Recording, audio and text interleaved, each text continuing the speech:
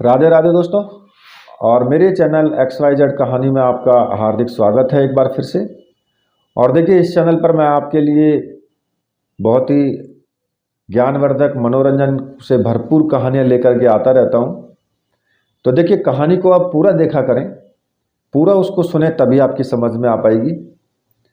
और चैनल को सब्सक्राइब करना ना भूलें और साथ में ही बेल के बटन को भी आप ज़रूर प्रेस करें, ताकि जो भी मैं लेटेस्ट वीडियो डालूं उसका नोटिफिकेशन आपको मिल जाए और आप उस वीडियो को देख पाएँ। तो देखिए, आज मैं जो आपको कहानी सुनाने वाला हूं वो राजा विक्रमादित्य के जुड़ी हुई एक कहानी है। आपने राजा विक्रमादित्य का नाम सुना होगा, सभी ने सुना है। राजा विक्रमादित्य उज्जैन के राजा थे और बहुत ही विश्व प्रसिद्ध राजा हुए हैं और तंत्र मंत्र के बहुत महत्वपूर्ण और प्रसिद्ध ज्ञाता भी थे। उनके विषय में बहुत सारी कहानियां प्रचलित हैं। तो आज ऐसी ही कहानी मैं आपको एक सुनाने जा रहा हूं। देखिए, राजा विक्रमादित्य का रोज का नियम था कि रात के दूसरे पहर में वो भेष बदल करके अपने राज्य का भ्रमण किया करते थे।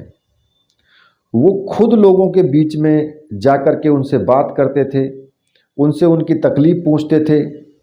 जब कभी उन्हें कुछ भी गलत मिलता तो दिन में दरबार में उस समस्या का वो समाधान भी करते थे। ऐसे ही एक दिन की घटना हुई कि एक दिन जब वो भ्रमण के लिए निकले तो उन्हें एक स्त्री के रोने का जो स्वर था वो सुनाई दिया। उन्हें बड़ा आश्चर्य हुआ कि रात्रि के इस पहर में आखिर यह कौन है जो इस तरीके से विलाप कर रही है। मेरे राज्य में स्त्री दुखी है, यह मेरे लिए बहुत ही अपमान की बात है। वो उस आवाज की दिशा में चलने लगे। कुछ देर चलने के बाद उन्हें एक स्त्री दिखाई पड़ी। वो बड़ी करुण आवाज में ही विलाप कर रही थी। राजा विक्रमादित्य उसके पास पहुंचकर उसके दुख का कारण पूछा। उसने वह बोली कि हे राही, तुम अपना रास्ता जाओ, मेरी तकलीफ तुम हल नहीं कर सकते हो। अब विक्रमादित्य को बड़ा आश्चर्य हुआ कि आखिर इसकी ऐसी कौन सी बड़ी समस्या है जो आम आदमी को ये बताना नहीं चाहती है। विक्रमादित्य ने उससे फिर अनुरोध किया और कहा कि हे माता, आप बेफिक्र होकर के अपनी बात कहें। मैं अपनी ओर से भरसक प्रयास करूंगा कि आपका मैं कार्य हल कर सकूं।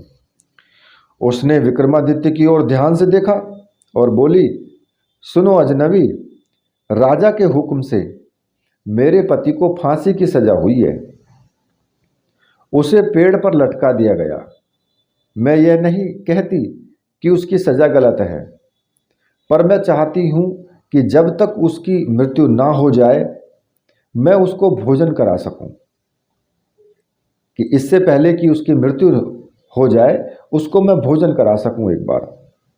तो इसमें देर क्यों कर रही हो आप? राजा विक्रमादित्य ने कहा कि भाई तुम देर क्यों कर रही हो, भोजन कराओ उसको। पर अजनबी, सबसे बड़ी मुसीबत तो यह है कि मैं उस तक पहुंच नहीं पा रही हूं। फिर आप मुझसे क्या अपेक्षा रखती हो? राजा विक्रमादित्य ने पूछा। आप मुझे उसके अपने कंधे पर चढ़ा करके उस तक ले चलो ताकि मैं उसे भोजन करा सकूं। राजा विक्रमादित्य उस औरत को अपने कंधे पर बिठा करके उस लटके हुए व्यक्ति तक वो ले गए। जैसे ही वो उस व्यक्ति के पास पहुंची तो उस औरत ने उस व्यक्ति को पूरा ही निगल लिया। अब राजा विक्रमादित्य हैरत में पड़ गए कि यह क्या माजरा है। उन्होंने अपनी तलवार निकालकर उस युवती की छाती पर लगा दी। जल्दी से मुझे बता कि तू कौन है।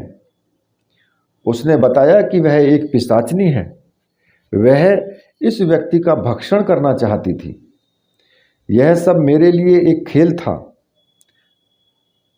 ये जो मैंने अभी तुम्हारे सामने किया है राजा विक्रमादित्य, ये सब मेरा एक खेल था तुम्हारे लिए। मैं जानती हूं कि तुम राजा विक्रमादित्य हो।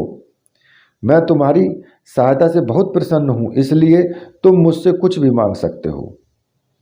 विक्रम ने उससे कहा कि मुझे एक ऐसा पात्र दो जिसमें भोजन कभी समाप्त ना हो। उसने बताया कि उसके पास यह पात्र नहीं है, पर उसकी बहन है जो शमशान घाट में रहती है, वह यह पात्र दे सकती है। वह राजा विक्रमादित्य को लेकर अपनी बहन के पास लेकर के गई। फिर उसने अपनी बहन से राजा विक्रमादित्य को वो अक्षय पात्र दिलवा दिया। राजा विक्रमादित्य वह अक्षय पात्र लेकर के अपने महल की ओर लौट चले। तभी रास्ते में उन्हें एक भूखा ब्राह्मण मिला। राजा ने उस पात्र से उसे भोजन करवाया। फिर चलते समय उससे पूछा यदि उसे किसी और चीज की जरूरत हो तो वह भी मांग ले। ब्राह्मण ने कहा कि जो पात्र तुम ले रहे हो वही पात्र आप मुझे दे दो। अब ब्राह्मण ने जब ये कहा तो राजा विक्रमादित्य क्या कहते, उन्होंने वह पात्र उस ब्राह्मण को दे दिया। फिर वापस महल की ओर चले आए। उनकी दानवीरता जग प्रसिद्ध है, ये सभी जानते हैं।